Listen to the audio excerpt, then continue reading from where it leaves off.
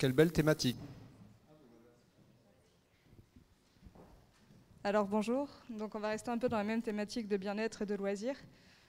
Mais avant de commencer, en fait, j'aimerais vous faire part de 3 chiffres. 83, 60, 47. 83, c'est pour l'âge moyen de la dépendance et de la perte d'autonomie.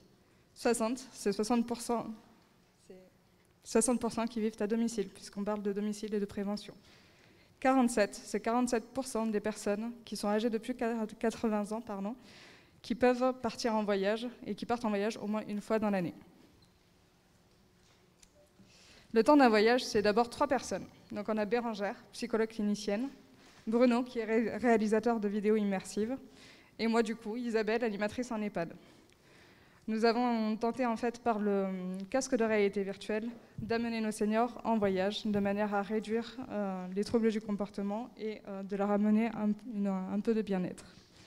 On est parti d'un constat et ce constat finalement, on en a parlé toute la matinée. Donc c'est les risques liés à la perte d'autonomie qui sont souvent les troubles du comportement, les troubles de l'humeur, voire l'aggravation des troubles cognitifs.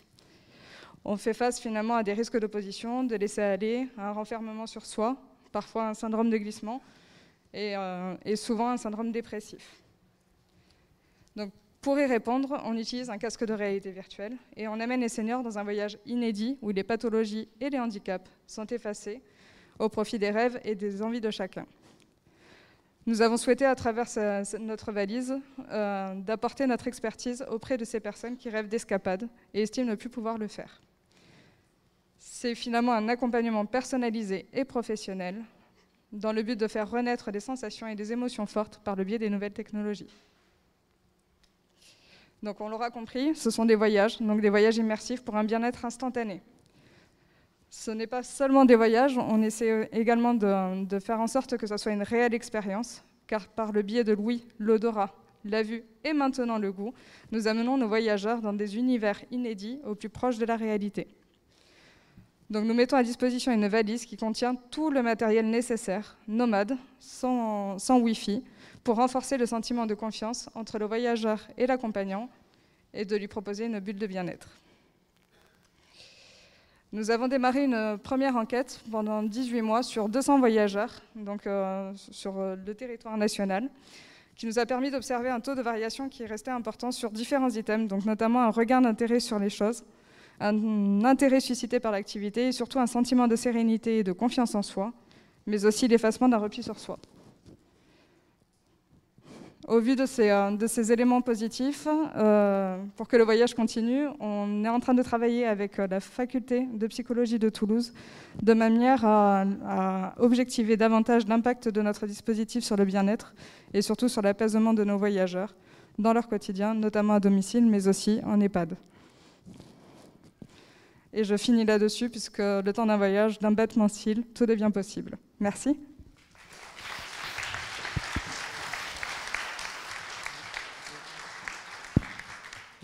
Merci beaucoup. Alors comme vous avez été très rapide, ça nous laisse un petit peu de temps. Petite parenthèse, c'est que toutes ces technologies, on était un petit peu méfiants de tout ça et l'avènement du Covid nous a montré que, en définitive, les sujets âgés s'adaptaient en fait beaucoup plus facilement qu'on ne le pensait, tablettes, pour les communications et autres. Le casque, facile à accepter ? Très facile, puisqu'il est toujours accompagné par un soignant ou par un aidant familial. Et l'idée, c'est vraiment de leur mettre simplement un casque, au même titre que la télévision. Et ça permet finalement l'immersion complète et d'être voyageur en moins de 2 secondes. D'accord. Le profil des patients, on l'a testé sur des personnes qui souffrent de démence de type Alzheimer, donc avec des troubles du comportement, mais aussi des personnes qui ont tendance à être apathiques et repliées sur elles-mêmes. Ça a tendance vraiment à les ouvrir sur l'extérieur et à raconter finalement une expérience, l'expérience qu'ils ont vécue et retrouver une place dans le collectif. D'accord, très bien. Peut-être que Dominique Pont avait des lunettes aussi pour voir un nouveau système. Est-ce que c'était virtuel ou le concret ? Voilà. Très bien, merci.